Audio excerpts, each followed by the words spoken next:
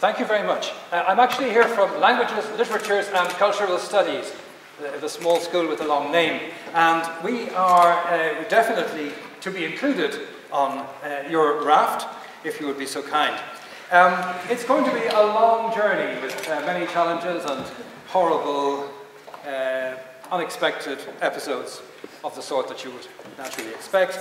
And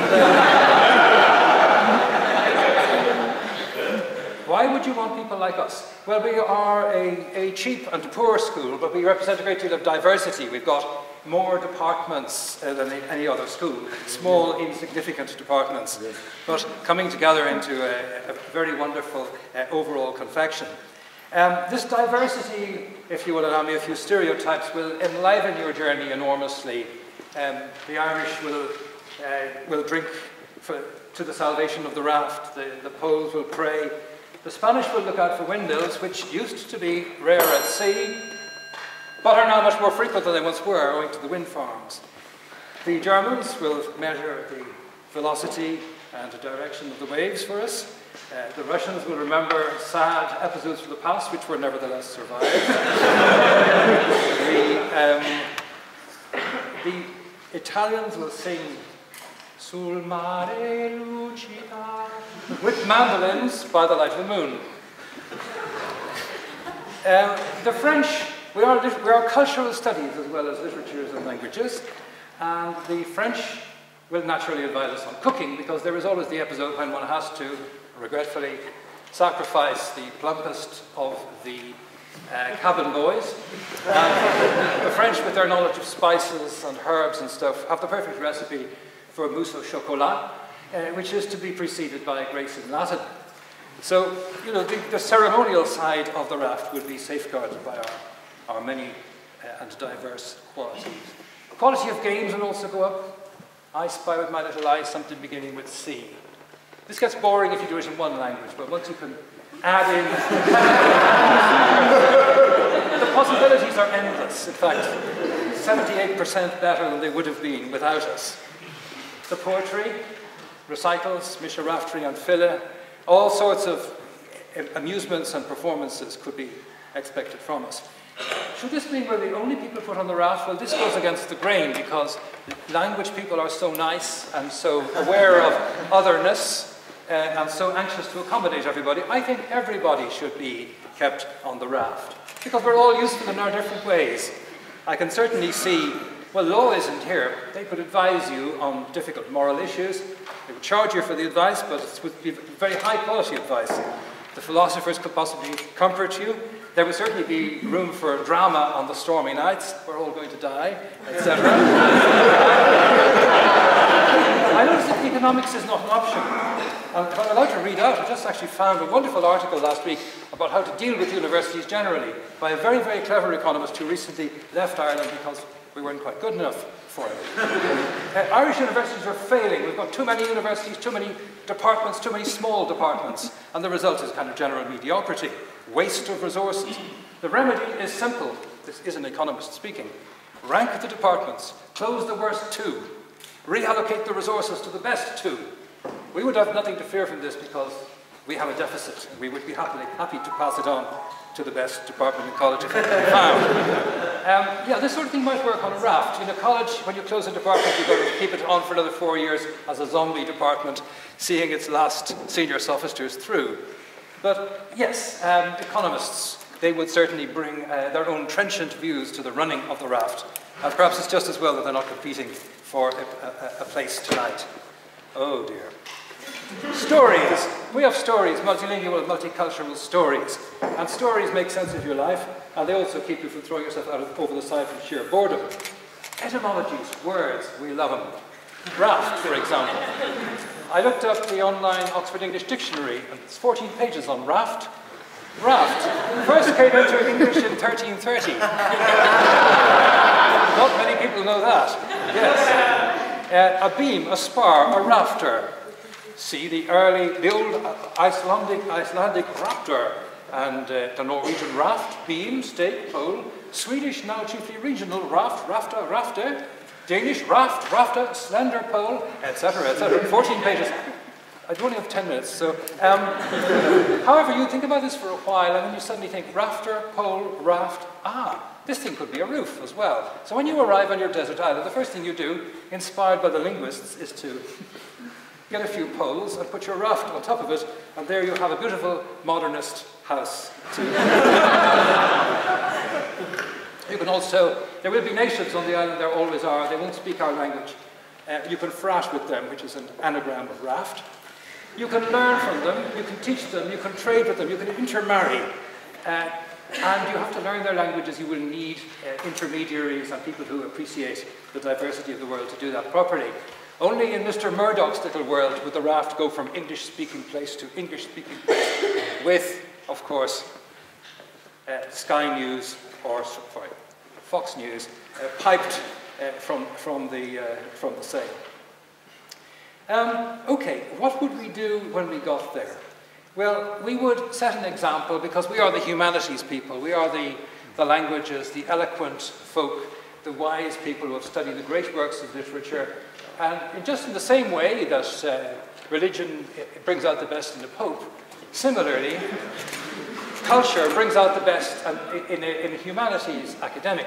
You only have to look at us to see at once that the wisdom of our behaviour, our fairness, our sensitivity are formed by years of study of the great works of literature and the great creative force of language. So really, I think we should be kept there, if only to set an example to the rest of you. You may think me arrogant, but you'll thank me in the end. Are we useful? Well, in a way, no. We're here. We're here to be useless. Not everything in life should be useful. If everything in life were useful, life would be unbearable. So I think we have a dimension, an entire dimension to bring to this desert island that would be irreplaceable by any other group. However, our uselessness can easily be exaggerated. Some people have done languages and gone on to do well. Mr. Beckett, the giant of English-speaking letters, is a graduate in French and Italian. Gareth Fitzgerald, not the most useless of politicians, Gareth Fitzgerald started off as a graduate in French and Spanish. Do you think it speaks volumes to your discipline that none of them stuck with that and did really important big things on the computer? I suppose Beckett learned his insignificance in the Italian and French departments, and that's why he never amounted to anything. You're absolutely right.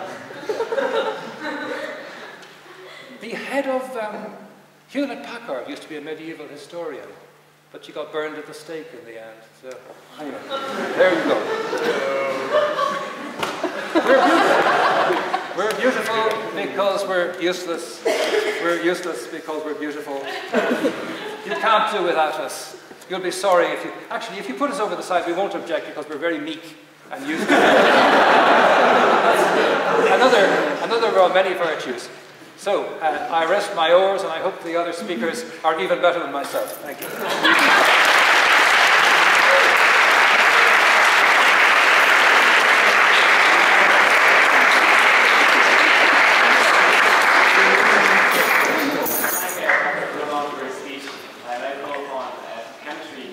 Sylvia Draper to make her case as to what she should have.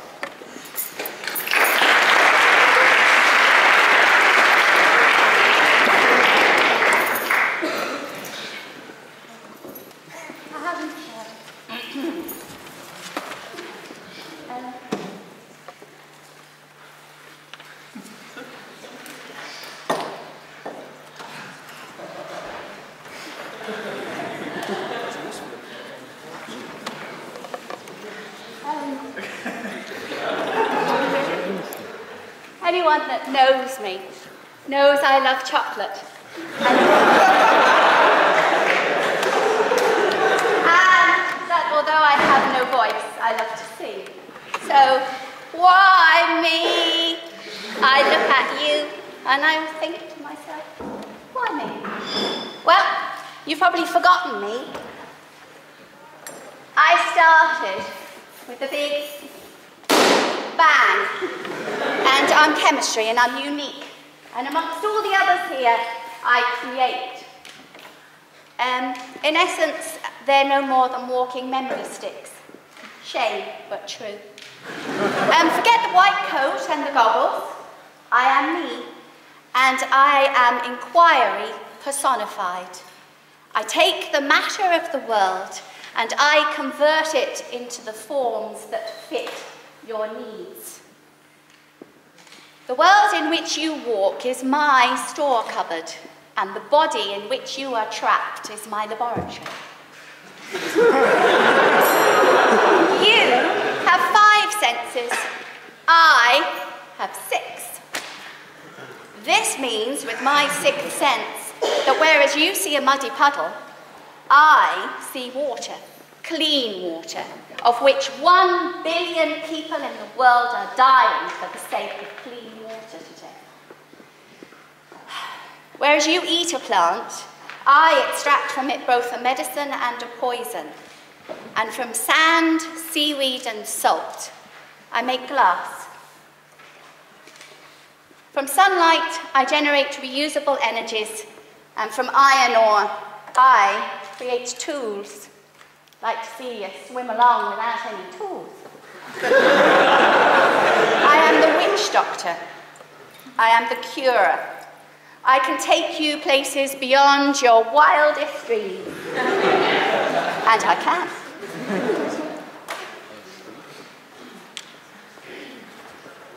I'm a smelter and a hunter. Give up the idea of, catching 1 fish at a time. 1 rod, 1 fish. Why not use a slow-acting poison and contaminate the whole water hole? They'll all float to the top. As long as you pick a poison that's not poisonous to you, you'll be fine. Eat as many fish as you like. Where observation is concerned, chance favours the prepared mind, but you need to know what to look out for. I have an informed and inquiring mind. You won't learn me from a book, because I am the trial and error of generations, of centuries, and you need my hands.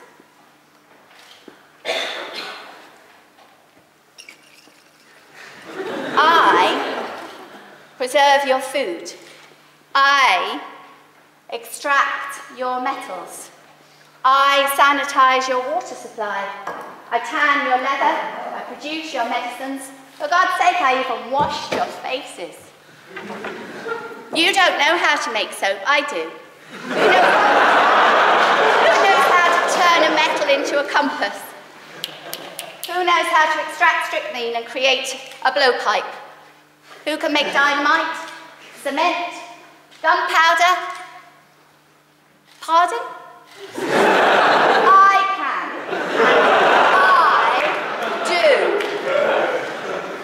What I do is I take the palette of colours from the world and I create all the multitude of hues. I create all the things that you need. I'm the difference between survival and living. I create the medicines that will keep you alive, and I recognise the symptoms of when things are going bad. I understand the processes so that if they go wrong, I can correct them. This means that I can convert one substance into another, and I can do it more efficiently, more cleanly, more economically, more environmentally friendly, and more energy efficient. You as a society, actually, forget about the raft. You need me, and you need me right now, because you're going to run out of energy.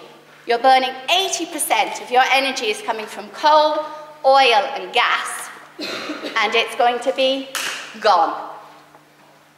And you will be coming to me. Chemistry is a young discipline, but an old activity. There is no society on Earth, primitive or civilized, that exists without chemistry. It is the creative and central science and presents that wonderful balance between practical experiment and theory and understanding. Think about it. To this day, you and I, mankind, measures our development not in terms of ugh to language, but we measure it in terms of one subject and one subject alone. It is chemistry and our ability in chemistry that took us from the Stone Age to the Bronze Age, to the Iron Age, to the Nuclear Age, and finally to the Nano Age. Chemistry. That's how we mark our development. Yes? Nuclear nanoart. I'm as deaf as a post, so you have to shout. Nuclear nanoart physics and chemistry is just bookkeeping, so it's really Remember that physics is a measurement of the properties it's a measurement of change. Chemistry starts at the beginning. Without the material, there is no change. Without the conversion of energy, there is no change. There is no physics to measure. So, you were made from a chemical reaction. Happened to be, but it was a chemical reaction. And bing, you were created. Not right now. You ate before you could speak. You dug sand before you could write. Why? Because chemistry comes first and last. It is the alpha and the omega, and I'm afraid you'll die without it. And unless I'm on the raft, you won't know it's coming. Yes? It's not chemistry that caused this nuclear Again, you have to shout. It's It's definitely not chemistry that caused this nuclear explosion in the first place, and that's why we're all doomed to the destruction of mankind. I knew. I'm so sorry, but that's such a predictable question. But anyway.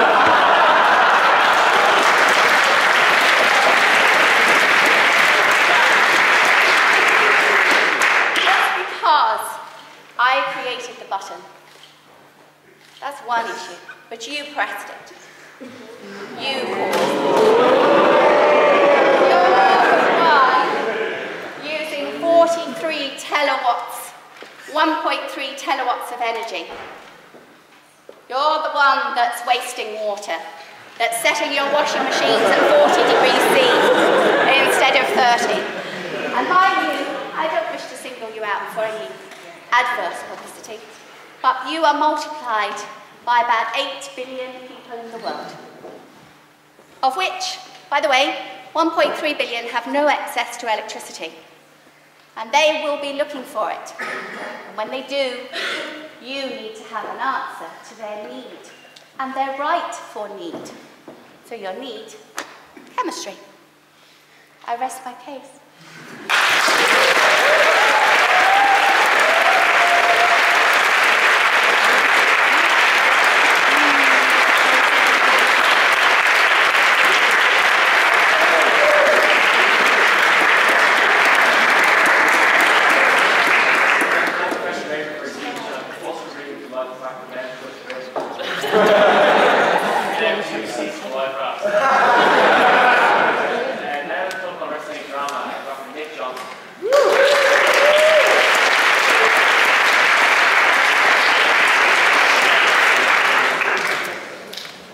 Friends and citizens, good evening. I stand before you this evening as the representative of an art that has done so much with so little for so long that we can do anything with nothing. I speak tonight for drama, and in so doing, I speak for a type of knowledge that is secured nowhere else but in the human body. And in a time when we have nothing but our bodies left, this is knowledge that will remain secure. Drama holds a living archive of humanity's brilliance and its folly, its myths, its histories, of peace and of war, of love and of loss, of life and death. If society is to begin again with nothing but our bodies, then this is knowledge that you would leave behind only at your peril. Now, I am not here to oppose or offend any of my esteemed colleagues, whose knowledge and arts are indeed of use, but I would submit to you that theater is a container for all of these other arts. In our text, you will find poetry and narrative, fable and allegory, even philosophy. In interactions between artists, you may even find chemistry. You will find that our texts are written in every language of the world. On our stages, you will see painting, you will see sculpture, you will see architecture. You will hear music and song through our voices. You will see even cinema when it existed on our stages. Our artisans and craftspeople are the experts in textile, in woodworking, in steel, in electricity, and in light. All this knowledge has been conducted through the ages by person-to-person exchange. This is an oral knowledge. And in this community knowledge, though less popular in recent years, it is one that does not suffer when the library burns or when the computer crashes. So if you long for utility on this boat, and practicality, and diversity of knowledge in the face of scarce resources, then look no further than your nearest theater. I speak today, among other figures, for the actor. Many who do not know the dramatic arts assume that the actor is a great pretender. And I would say to you today that the actor is to humanity as the cell is to the human body. The actor holds the code for all other humans, for the whole range of action and emotion, and must be ready at a moment's notice to assume another's place, another's form. As the Roman playwright Terence wrote, some of you may know this, homo sum humani nihil a me alienum puto, I am human, nothing that is human is alien to me. What more valuable figure could accompany you on this journey than a trained, empowered body willing to undergo this sacrifice, this act of love, this becoming of all humanity? Who among you would take a chemist when you could have instead an alchemist? An alchemist, one who can create something from nothing. One who can master the art of transformation. That's fine. And I speak today for the director and the designer. It was Peter Brook.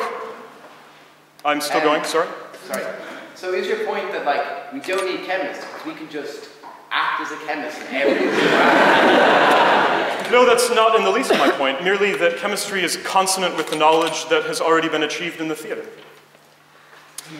I speak today for the director and the designer, and it was Peter Brook, one of the great directors of the last century, who said, I can take any empty space and call it a stage.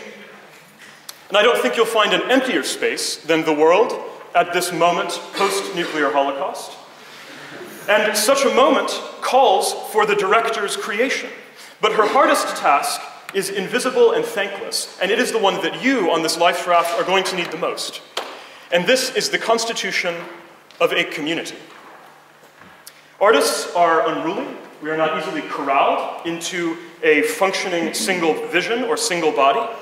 But a good director in the theater can craft an ensemble in which individuals are both freed and supported, in which your individuality and your contribution is recognized, but the community benefits. The director is a vessel of this democratic ethic. The designer is a model of creativity within scarcity. And both of these are experts in the imagination. And this is something that I'm sure our new world cannot possibly do without. I speak today as well for the producer and the stage manager. Yeah. Yes? Are you literally just not putting theatre words on top of other jobs like captain and cook? I believe you played the captain and cook in my class once, Ricky. And I recall you did a bang-up job. They are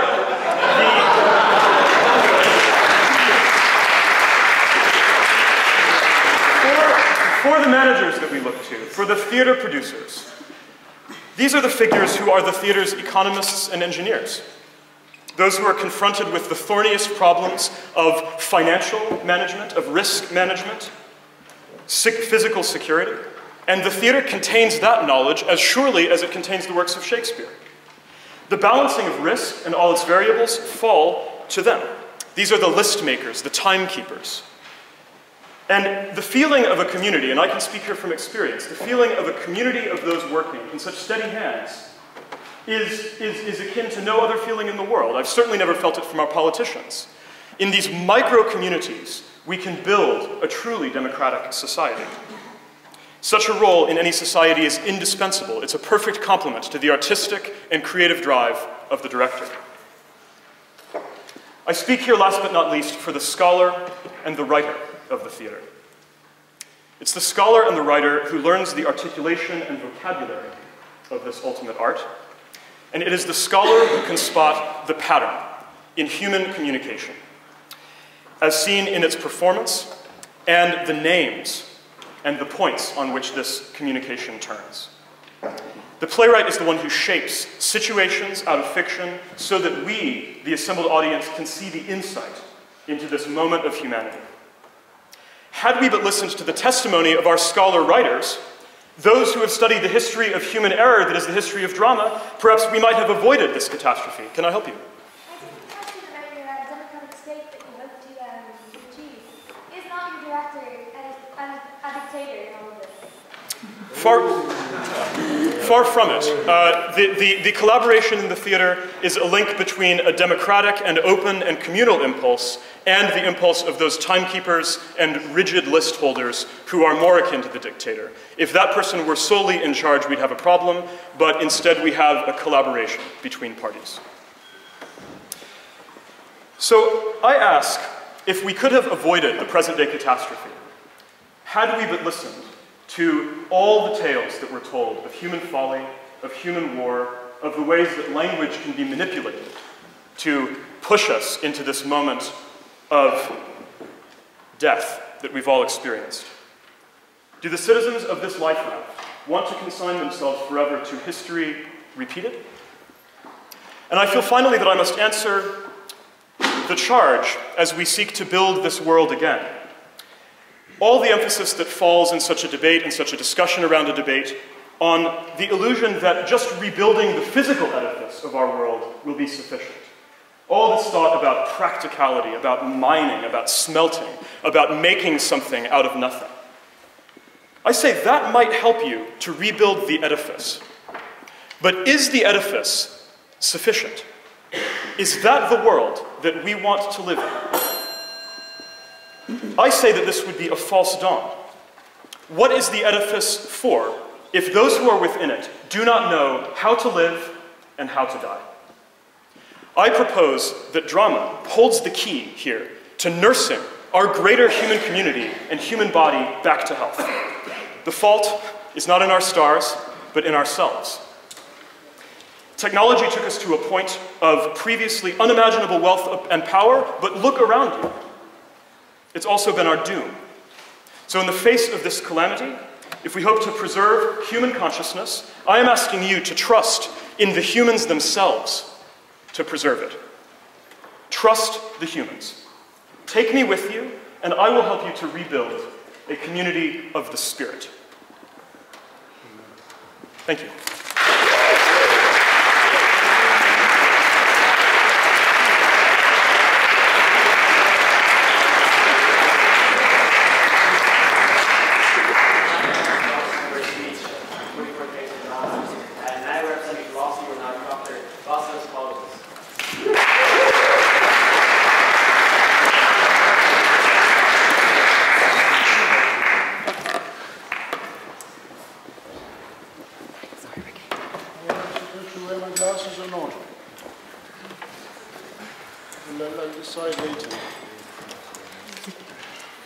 Well, you see, I did have to scribble a little bit, and I'm not entirely amused with this because I had to scribble all this down as the other honourable ladies and gentlemen were speaking.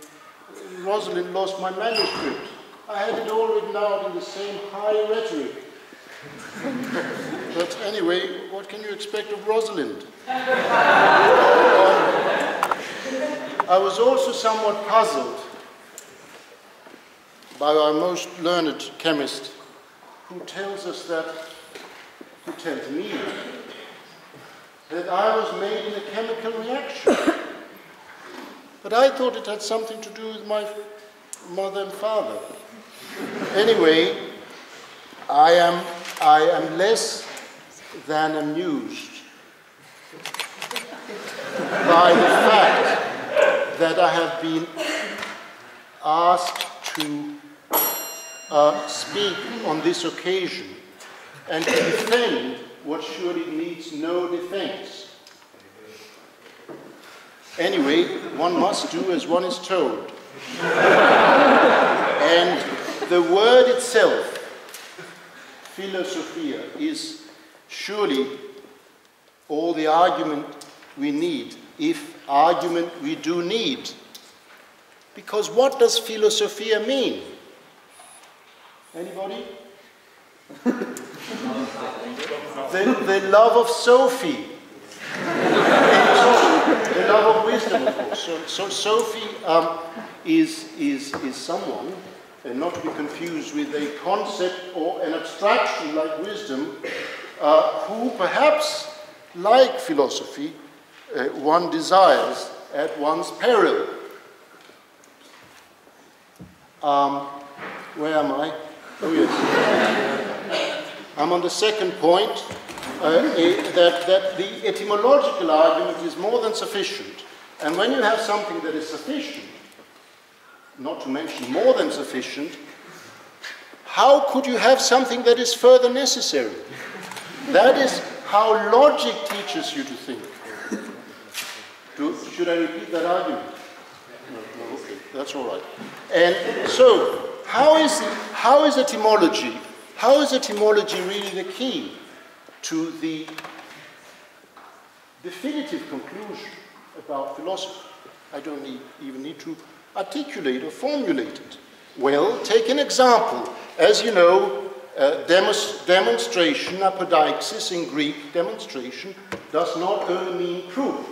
It can also mean proving by exhibiting, by example or exemplar. So let me take an etymological example that proves my case. Take the word affable. The word affable surely is derived from the German word affe, which means an ape. There you have it.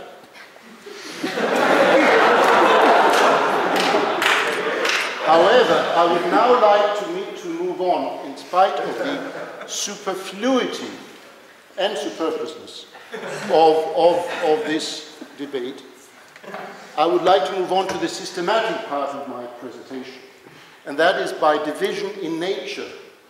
You see, not only chemists divide nature at her, these days I have to say, at her, his, or its joints. Philosophers do. I will make a Platonic division into two. On the one hand, we have Chinese studies, and on the other hand, we have all the rest. Now, Chinese studies, my argument is against by exemplar, because, as you may know, I do have a new graduate student. In fact, I have two, but the one is French, and the other is indeed Chinese. And why would, I'm asking, a Chinese person, one of over 1 billion, come to Trinity to study philosophy with me? Unless, need I spell it out?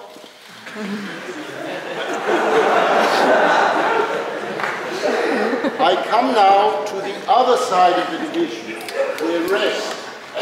The rest we can divide into economics, which is basically a smoke screen of numbers for the horrors of the economic world. Sociology. I'm reminded of economics and sociology because, you know, I'm in the school of, what's that school called? Philosophy, sociology, economics, and political science. Yes. Well, I have to say political science, so of course that's an oxymoron. Sociologists are basically, well, they make me think along the etymological line about socialists, not to mention socialites, basically cuddly animals. Then there is physics and maths, the hard sciences. In physics, of course, we, the philosophers, beat hands up. And I only appeal to, what? Not Sophie, but etymology. Because what trumps physics if not metaphysics?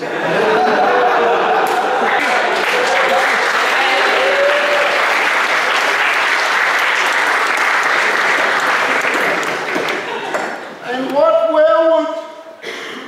would the mathematicians be if there were no numbers? And who can tell us whether there are any numbers except the philosophers? Okay, but I'm afraid my case is still essentially incomplete. I can't help thinking, I can't help looking at our dramatist who tells me that he's also a director and a scholar, a polymath, a busybody. Anyway, no, that was not my final argument. My final argument came from those close to the dramatist, the poets, those whom Plato loved to hate. Now, point of information. Is it not the case that Plato was a great reformer of the theatre and not a hater of the theatre, as is so often reported? Plato was himself, as any Italian will be able to tell you, a grand teatrino. Thank you.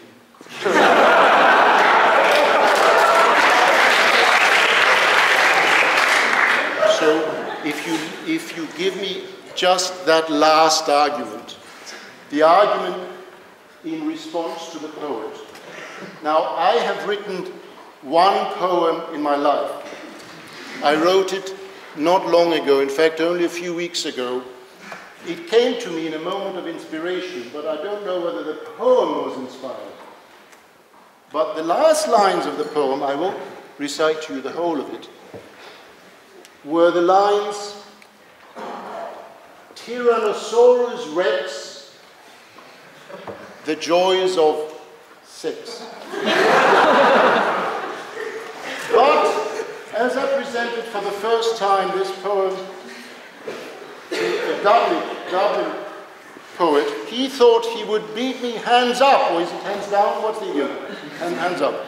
Anyway, and he scribbled, in a matter of a few seconds, he scribbled down a counter-poem, a riposte, an anti-poem, which says, I quote, "Some people are beneath a hex and speak about the joy of sex. I'm not bothered. I say, hey, put your hand in the till of agape." And that almost beats me. And if I'm beaten by the poet, so be it. But I'm asking, who could possibly understand, except a philosopher, the distinction between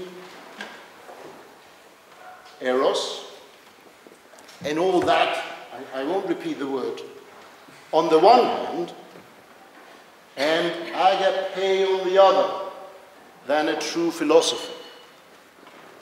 And on that note of the dilemmatic structure of philosophy, the one hand and the other, I can also prove to you, just like the great philosopher Anselm proved the existence of God, I can prove to you the existence of my two hands.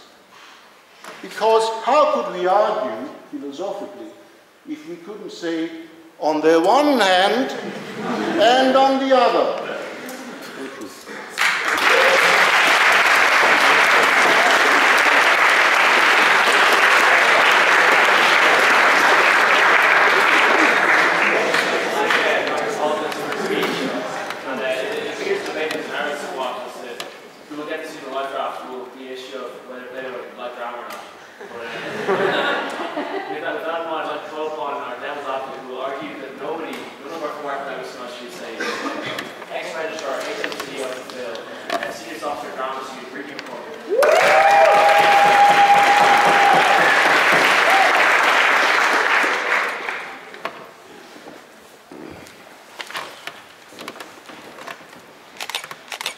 Ladies and gentlemen, as we sit in this last bastion of hope, as nuclear winds whip around us, melting trees in front of our eyes, as irradiated superfish jump out of lakes, start walking on land and punching children in the face,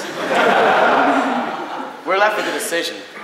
We're left with a decision about what kind of world we want to create. The world we have now has led to its ultimate destruction, and we have a choice of starting a new one. And we have to define what we want that new world to be by what it is we bring from the old world into it. And I'm going to argue that tonight, everything that we've been offered here is a relic of the old world that needs to be left behind. Nothing here has the value that we need to keep, and nothing there needs to define the new world that we create. Ladies and gentlemen, all academics do is sit down and tell you what to think. They're literally like your parents, but no longer do we just get mad at them, go to our room, smoke loads of weed and listen to early 90s hip-hop. We have a chance today to finally say no more to this thought control, to give Pink Floyd's ultimate dream and leave all the academics in a nuclear wasteland, and I suppose do loads of acid and go off and get high. What do we hear from today? We heard from language, who tell us how to talk. You never taught me how to talk, the street did, and I do it reet good, okay?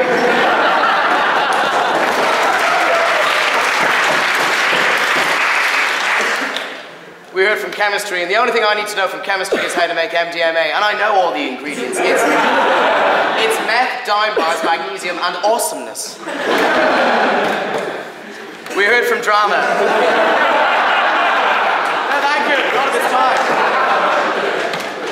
We heard from drama, which I've studied for 4 years, and can honestly tell you is the most worthless thing to have. And then we heard... Thank you, sir, not at this time. We heard from philosophy, we heard it's all about what I can prove, and I can prove to you that that was a load of crap.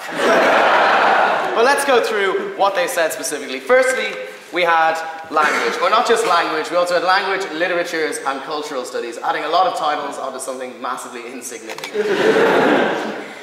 He talked to us about how he is a cheap, poor, small, and insignificant. I would agree. He talked about creating a bold new world together with this language. But what he really talked to us about, if you listen back to his speech, was a world where we are on a ship playing dull parlour games like I Spy, where everyone is put into a racist caricature. They're boxed in completely by their race to carry out certain tasks. It's like a 1950s American sitcom. Ladies and gentlemen, I want a world where we're not boxed in by our race, but by who we are as people. Shame on you, racists.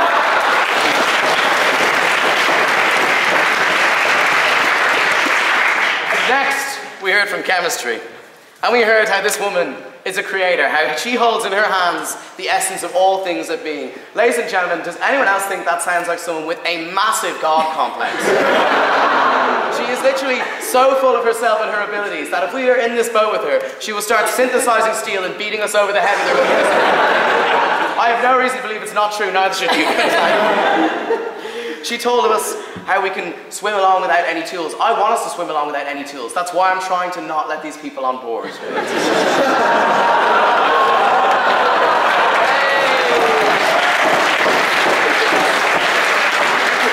talked about how we can just use a slow-acting poison to catch all the fish we need. I've already told you about these irradiated superfish. Now she wants to start a war with an enemy we can't possibly beat.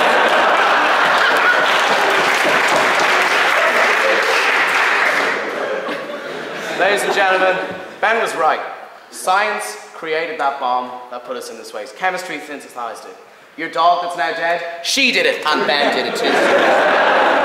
Your parents and loved ones, dead. She did it, and Ben did it too.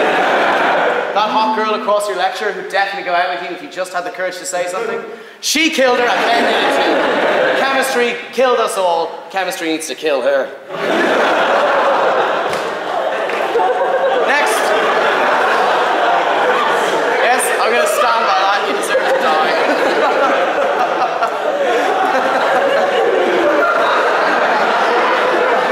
Ladies and gentlemen, next we had drama. You've only had a snippet tonight of what drama is, and let me tell you, I've had this for 4 years. It's a lot of pretty words and there's no substance. How many drama students are in this room tonight? Put your hand up. And how much do you all hate yourselves? Don't answer, I know. He's told us about how drama holds the power of war, life, love, loss, all these extra memories. You know what else does it? Hard drives. It doesn't take up space and it doesn't act fruity.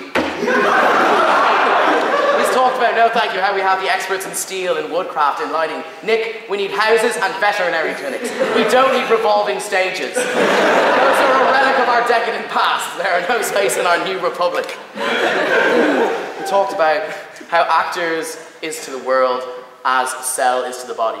Actors are cells. They're cancer cells, eating away at the healthy body that is society, taking away from its working functions. That is what I am. I, and all my friends like me, Mark, are cancer. Kill us while you have the chance. Don't let us grow and fester.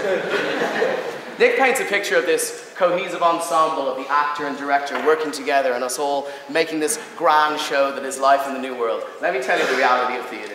We will have a bunch of egotistical, poncy people with no work ethic who are very, very weak. No one able to carry out any physical or manual labor. And if we're going to be honest, the majority of them will be homosexual. It's not conducive to repopulating the earth. That is the world. And Nick, I'm going to take you.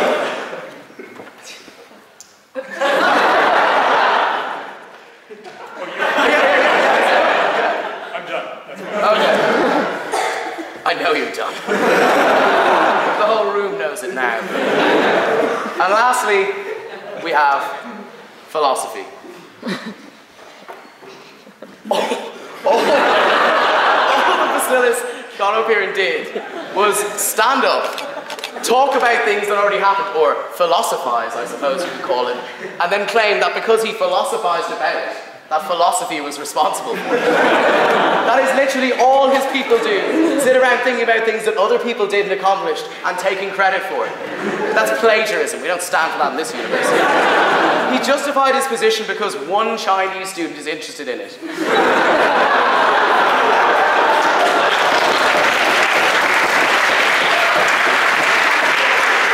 If we gauge what is important by Chinese interest, we have a lot more paper windows.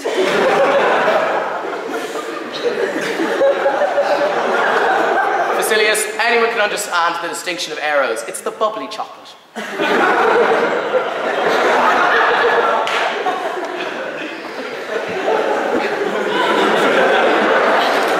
Vasolis gave us a poem, so I've also written a poem. Vasolis Politis has read lots of books. Sadly for him, philosophy sucks. If we want one more reason why drama is completely worthless, I wrote my speech in the back of a play. Ladies and gentlemen, there is a burden on all these lectures here tonight to prove to you why they need to continue to exist in this world, and I'm going to tell you that they don't. I'm going to say that the reason we came to this point in the world where things fell apart so much that Ben couldn't handle it and had to launch a nuclear weapon is because everything here in all these disciplines that we lived our world around failed us. They promised us a truth and an answer, but they couldn't deliver it. Language couldn't give us the discourse to stop this from happening. Philosophy couldn't let us come to a mindset where we didn't think we needed to get to this. Drama wasn't producing interesting enough plays that we wanted to live in the world anymore. And chemistry created a discourse that could only end in one way: destruction. We're talking about now what our opportunity is as we're about to set sail across the irradiated sea full of superfish to our desert island full of Tesco brand Malibu and Coke.